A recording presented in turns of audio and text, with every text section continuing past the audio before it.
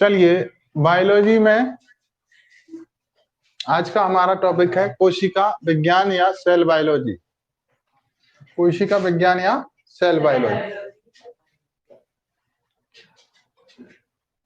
इसको समझने से पहले आप जीव समझिए, ये जीव क्या होता है। इंग्लिश में इसको ऑर्गेनिज्म बोलते हैं। क्या बोलते हैं? ऑर्गेनिज्म।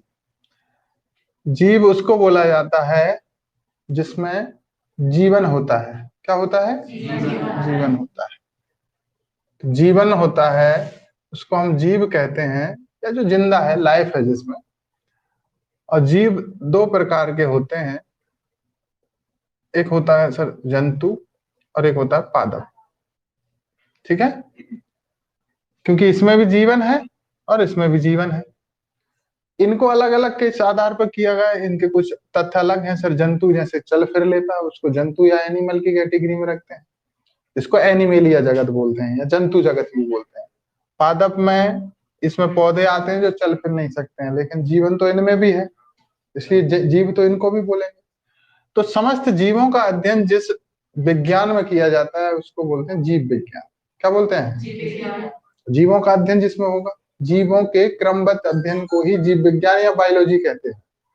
लेकिन अगर जीवों में भी स्पेशल, इसको दो ब्रांचों में बांटा गया है, एक जंतु विज्ञान है और एक पादप विज्ञान है। जंतु विज्ञान जिसको आप प्राणी विज्ञान या जूलॉजी कहते हो। क्या कहते हो? जितने भी समस्त चलने फिरने वाले जंतु हैं या जीव हैं, उनका अध्ययन हम किस में करते हैं? जंतु विज्ञान के अंतर्गत, या जिसको हम जूलॉजी बोलते हैं। और जितने भी स्थिर वाले जंतु हैं, जीव हैं, जो स्थिर होते हैं, जो चल फिर नहीं सकते, जिसको हम प्लांट के अंतर्गत अध्ययन करते हैं, इसको हम बोलते हैं बॉटनी। क्या बोलते हैं? या वनस्पति विज्ञान बोलते हैं। क्या बोलते हैं? जीव विज्ञान का सबसे पहले अध्ययन अरस्तु वैज्ञानिक किया, एरिस्टोटल ने किया, इसलिए अरस्तु को फादर ऑफ बायोलॉजी कहा जाता है। जीव विज्ञान के जनक किसको बोला जाता है? अरस्तु। जंतु विज्ञान का अध्ययन भी सबसे पहले अरस्तु ने ही किया, इसलिए जंतु विज्ञान के जनक भी किसको बोला जाता है? अरस्तु को। पादप विज्ञान का अध्ययन सबसे पहले किया था थियोफ्रास्टस ने। किसने? फादर ऑफ बॉटनी किसको कहा जाता है? अब ये तो एक थोड़ा सा बेसिक मैंने ले लिया है। अब अभी दो ब्रांच है, इनको अध्ययन हम अगर जंतुओं का करते हैं तो क्या बोलते हैं? उसको जूलॉजी, और पादपों का करते हैं तो उसको बॉटनी। लेकिन यहाँ बात जीव की चल रही, तो दोनों ही जीव है। अब जीव एक्चुअल में किससे मिलकर बना? कोई भी ऑर्गेनिज्म किससे मिलकर बना? उसकी सबसे छोटी या उसके शरीर की, जीव के सबसे छोटी इकाई, जीव के शरीर की सबसे छोटी इकाई को कोशिका कहा जाता है। क्या कहा जाता है? मतलब जब भी कोई भी जीव की जैसे ही बात आएगी, तो जीव मतलब सर वो जंतु या पादप दोनों में से कोई भी हो सकता है। तो जीव की आधारभूत इकाई क्या है? कोशिका। जीव की या जीव का जो बॉडी है वो किससे मिलकर बना है? कोशिका से। वैसे उसका जो शारीरिक निर्माण होता है वो एक्चुअली में कोशिका सबसे छोटी इकाई होती है। कोशिका से मिलकर ऊतक बने होते हैं। क्या बने होते हैं? और ऊतक से मिलकर क्या बना होता है? देखिए मैं बता देता हूँ आपको। ये सर कोशिका सबसे छोटी इकाई है। कोशिका से मिलकर ऊतक बने होते हैं। ऊतक से मिलकर कौन बनता है? अंग बनते हैं। क्या बनते हैं? और अंग से मिलकर बना होता है अंग तंत्र या ऑर्गन सिस्टम, और फिर फाइनली शरीर या बॉडी बनता है। ठीक है, इस प्रकार जीव की उत्पत्ति होती है। किसी भी जीव की बात करें, चाहे वो जंतु हो या पादप हो, तो फाइनली किससे मिलकर बना होता है? शरीर कोशिका से। या शरीर की सबसे छोटी मूलभूत इकाई कौन होती है? कोशिका। समझ पा रहे हैं? तो आज का विषय भी हमारा है कोशिका। अब देखिए, विज्ञान की वह शाखा जिसमें कोशिका से रिलेटेड अध्ययन किया जाता है उसको बोला जाता है सेल साइंस या सेल बायोलॉजी, कोशिका विज्ञान। क्या बोला जाता है? आज का टॉपिक है हमारा कोशिका विज्ञान या सेल बायोलॉजी। थोड़ा सा रिकॉल करा दें। अभी अब हमने देखा जीव विज्ञान का अध्ययन किसने किया? अरस्तु ने। फादर ऑफ जूलॉजी किसको कहेंगे? या प्राणी विज्ञान भी बोला जाता है इसको। ठीक है, जंतु विज्ञान, सॉरी, ये बायोलॉजी बोला जाता है इसको इंग्लिश में। जीव विज्ञान का बोलते हैं बायोलॉजी। इसका अध्ययन किसने किया? अरस्तु ने। तो फादर ऑफ बायोलॉजी कौन? अरस्तु। अब इसकी दो ब्रांच हैं, तो जंतु विज्ञान या इसको हम प्राणी विज्ञान भी बोलते हैं, इसको इंग्लिश में जूलॉजी बोलते हैं। इसका अध्ययन भी कौन ने करा? अरस्तु। तो फादर ऑफ जूलॉजी भी कौन है? अरस्तु। पादप विज्ञान या वनस्पति विज्ञान, इसको इंग्लिश में बॉटनी बोलते हैं, इसका अध्ययन सबसे पहले कौन ने किया? थियोफ्रास्टस। तो फादर ऑफ बॉटनी भी किसको बोला जाता है? थियोफ्रास्टस। अब मेन टॉपिक है हमारा इसमें कोशिका विज्ञान में भी है कोशिका संरचना। क्या है? कोशिका संरचना, जिसको अंग्रेजी में हम बोलते हैं सेल स्ट्रक्चर। आखिर कोशिका बनी कैसे होती है या दिखाई कैसे देती है, ठीक है, इसका अध्ययन हम इसमें करने वाले हैं। और उसके अंदर कौन कौन सी चीजें या सिस्टम या यूं कहें कि कौन कौन से अंग पाए जाते हैं और वो कैसे फंक्शन करते हैं और उनका प्रत्येक का क्या काम होता है, ये सारी जानकारी हम इस चैप्टर में लेने वाले हैं। ठीक है, तो जीरो से पूरा ऊपर तक जाएंगे। ठीक है, तो कोशिका संरचना के बारे में कुछ बेसिक जानकारी हम देख लेते हैं, कुछ इसका इंट्रोडक्शन या परिचय देख लेते हैं, थोड़ा सा इतिहास भी रहे, कब खोज हुई, कौन ने करी उसका। तो हार्टविग एक वैज्ञानिक थे, इन्होंने कोशिका विज्ञान शब्द दिया था। ध्यान रखना, कोशिका विज्ञान शब्द किसने दिया था? हार्टविग ने दिया था। कोशिका विज्ञान को अंग्रेजी में साइटोलॉजी कहते हैं। क्या बोलते हैं? तो साइटोलॉजी शब्द किसने दिया सबसे पहले? हार्टविग वैज्ञानिक ने दिया था। आगे हम देखें कोशिका विज्ञान के पिता किसको कहा जाता है, तो कोशिका विज्ञान के जनक या पिता कहा जाता है रॉबर्ट हुक को। क्यों कहा जाता है? क्योंकि सबसे पहले कोशिका को इन्होंने ही खोजा था। किसने खोजा था? रॉबर्ट हुक ने। अभी हम पढ़ेंगे कब खोजा था। वर्तमान में मॉडर्न कोशिका विज्ञान मतलब कि मॉडर्न साइटोलॉजी के जनक किसको कहा जाता है? स्वान वैज्ञानिक को। किसको? वैज्ञानिक स्वान को आधुनिक कोशिका विज्ञान के जनक कहते हैं। देखिए, अगर नॉर्मल क्वेश्चन पूछे कोशिका विज्ञान के जनक किसको बोलते हैं, तो आंसर आएगा रॉबर्ट। अगर आधुनिक बोल दिया तो क्या आएगा? स्वान। और कोशिका विज्ञान शब्द की बात कर लेगा तो क्या आएगा? हार्टविग आएगा। भारतीय कोशिका विज्ञान, अगर इंडियन लगा दिया आगे, कह दिया कि फादर ऑफ इंडियन साइटोलॉजी कौन है, तो भारतीय कोशिका विज्ञान के जनक कौन है? ए.के. शर्मा। किसको कहा जाता है? तो नाम से स्पष्ट हो रहा है ये भारतीय नाम है ए.के. शर्मा, बाकी के नाम अलग थे। ठीक है, वैज्ञानिक बाहर के हैं, वो सब फॉरेनर्स है, फॉरेनर साइंटिस्ट हैं। ठीक है, आगे चलते हैं। कह रहे हैं कि कोशिका को सबसे पहले सर्वप्रथम सन 1665 में, कब? 1665 में एक वैज्ञानिक थे जिनका नाम था रॉबर्ट हुक, जो कि हम पहले पढ़ चुके हैं। रॉबर्ट हुक ने कार्क या लकड़ी की छाल में खोजा। कहाँ खोजा? कार्क या लकड़ी की छाल में सबसे पहले किसको खोजा? कोशिका को। वो सन कौन सी थी? 1600, अरे भैया 1665। तथा उन्होंने ही सबसे पहले कोशिका शब्द भी दिया था। अगर आपसे पूछ ले सेल टर्म किसने दिया था, तो किसने दिया था? लेकिन अगर पूछ ले साइटोलॉजी शब्द कौन ने दिया था? हार्टविग ने। दोनों में अंतर है, समझ पा रहे हो ना? कोशिका विज्ञान शब्द अलग है, कोशिका अलग है। ठीक है, क्लियर है? तो सबसे पहले कोशिका शब्द कौन ने दिया? रॉबर्ट ने। खोजा भी किसने? ठीक है, और इसका वर्णन इन्होंने एक बुक लिखी थी, उसमें इन्होंने किया है, जिसका नाम था माइक्रोग्राफिया। बुक कौन सी लिखी थी रॉबर्ट हुक ने? इसके बारे में इन्होंने अपनी खोज के बारे में इसमें जानकारी लिखी हुई है। इसके बाद ये जो कोशिका खोजी उन्होंने 1665 में, किसने? रॉबर्ट हुक ने। तो ये जो कोशिका थी ये मृत कोशिका थी। कैसी थी? मरी हुई कोशिका थी। बाद में पता चला कि वो तो मरी हुई थी, कि छाल में मरी हुई होती, मृत। लेकिन अगर क्वेश्चन कह दे कि जीवित कोशिका सबसे पहले किसने खोजी, तो जीवित, देखिए दो तीन क्वेश्चन यहाँ पे बनेंगे। अगर क्वेश्चन पूछा गया है कि सबसे पहले कोशिका को किसने खोजा, अब उसने कुछ नहीं बोला है तो क्या आएगा आंसर?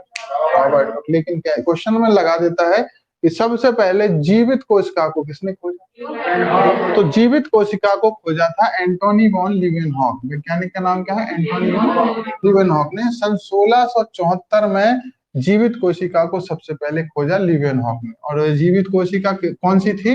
जीवाणु या शुक्राणु? जीवाणु नहीं है यार, यहाँ पे जीवाणु है कि अंडाणु है?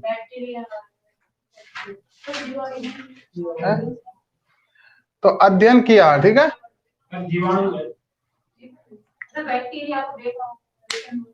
हाँ, बैक्टीरिया को बैक्टीरिया, फादर ऑफ बैक्टीरियोलॉजी भी बोलते हैं लीवेनहॉक।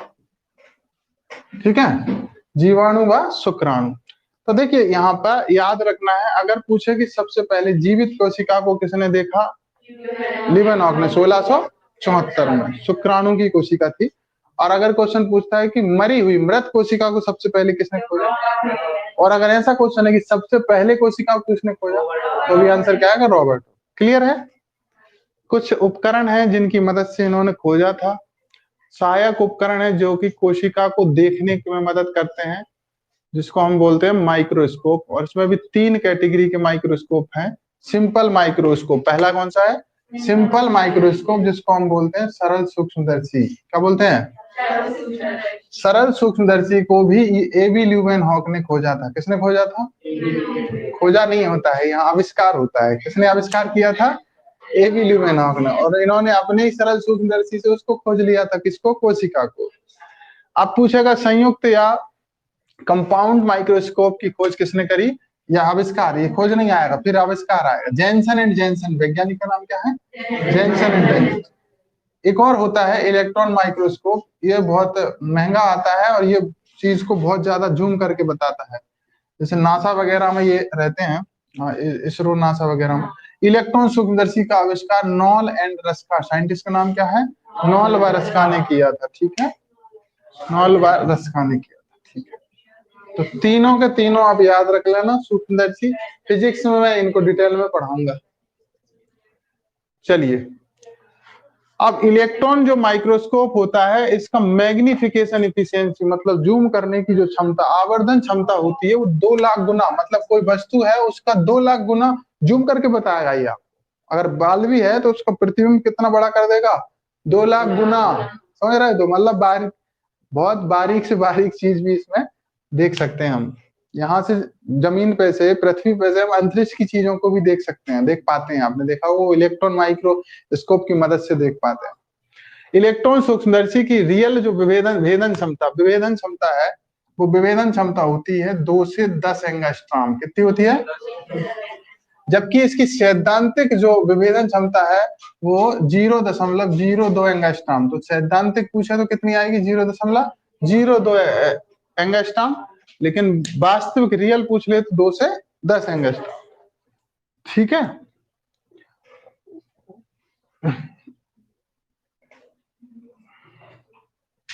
आगे है।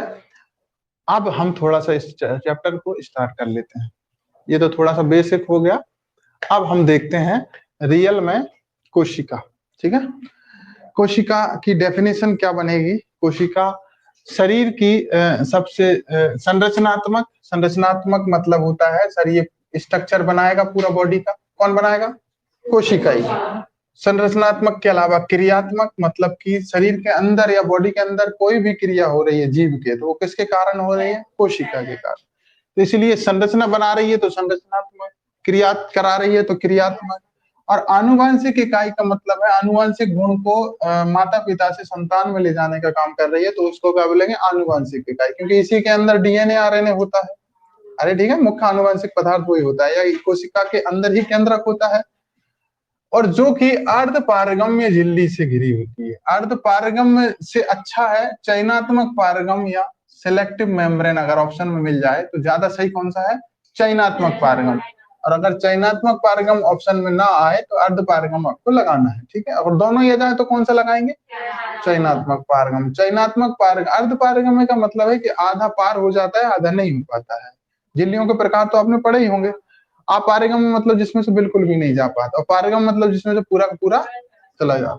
चयनात्मक पारगम ज्यादा सही इसलिए है कि ये चुन चुन के किस चीज को जो लाभकारी है उसको अंदर आने देती है, जो हानिकारक है उसको बाहर ही धकेल देती है। इसलिए ज्यादा सही होगा कि अर्धकारगम से ज्यादा ठीक कौन सा, चयनात्मक पारगम। अब ऑप्शन देख लेना, उसके हिसाब से लगाना है। झिल्ली से घिरी होती है तथा जिसमें स्वतः जनन, ये बड़े काम की चीज। स्वतः जनन मतलब होता है अपने आप जनन की क्षमता इसमें पाई जाती है। अपने आप कोशिका विभाजित होके 1 से 2, 2 से 4 बना लेती है। ठीक है, समझ में आ रहा है। ठीक है, तो आज के बाद याद रखोगे, या आज से याद रखोगे, आज के बाद नहीं, आज से ही याद रखोगे कोशिका क्या है। कोशिका की परिभाषा क्या है सर, कोशिका शरीर की संरचनात्मक, क्रियात्मक, कार्यात्मक एवं आनुवंशिक इकाई होती है, और जो कि अर्ध पारगम या चयनात्मक पारगम झिल्ली से घिरी होती है, और इसमें स्वतः जनन की क्षमता पाई जाती है। कोशिका की डेफिनेशन क्लियर है, मतलब सारी क्रियाएं या सारी चीजें कौन करा रहा है शरीर के अंदर, कोशिका। समझ पा रहे हो, तो मैन भी कौन हुआ, कोशिका। सब कुछ कोशिका है, इसलिए चैप्टर भी समझ रहे हैं ना, बहुत मेन है, ठीक है, बहुत इंपॉर्टेंट है। अब हम शुरू करेंगे थोड़ा सा, कुछ छोटी बड़ी कोशिकाएं देख लेते हैं। सबसे छोटी कोशिका पूछेगा, सबसे छोटी कोशिका कौन सी होती है? तो देखिए सबसे छोटी कोशिका, सबसे छोटी कोशिका कौन सी होती है? माइकोप्लाज्मा लेडलावी। कौन सी होती है? इसका साइज कितना होता है? 0.1 माइक्रोमीटर। कितना? 0.1 माइक्रोमीटर। तो याद रखना सबसे छोटी कोशिका कौन सी है? Mycoplasma laidlawii, 0.1 micrometre. सबसे बड़ी कोशिका पूछे तो शतुरमुर्ग या ऑस्ट्रिच का एग है, 11 × 17 सेंटीमीटर, 11 × 17 सेंटीमीटर इसका साइज होता है, ठीक है, लंबाई चौड़ाई दी है। सबसे लंबी प्लांट कोशिका अगर पूछ ले, लंबी वाली थी, बड़ी अलग चीज है, लंबी अलग है, ठीक है। लंबी पादप कोशिका पूछे तो बोहमेरिया नीविया की तंतु कोशिका, ये एक प्रकार का प्लांट है, बोहमेरिया नीविया, इसकी तंतु कोशिका है, 55 सेंटीमीटर होती है। कितनी होती है? सबसे लंबी पूछ ले जंतु कोशिका, कौन सी? जंतु कोशिका, तंत्रिका या कोशिका या न्यूरॉन सेल है, लगभग 90 सेंटीमीटर होती है। कितनी होती है? पहले भी मैं बहुत सारा पढ़ा चुका हूँ डिटेल में, ठीक है, ये सब चीज। तो एक बार ध्यान रखना, सबसे बड़ी कोशिका कौन है? सबसे छोटी माइकोप्लाज्मा। सबसे लंबी पादप कोशिका। सबसे लंबी जंतु कोशिका।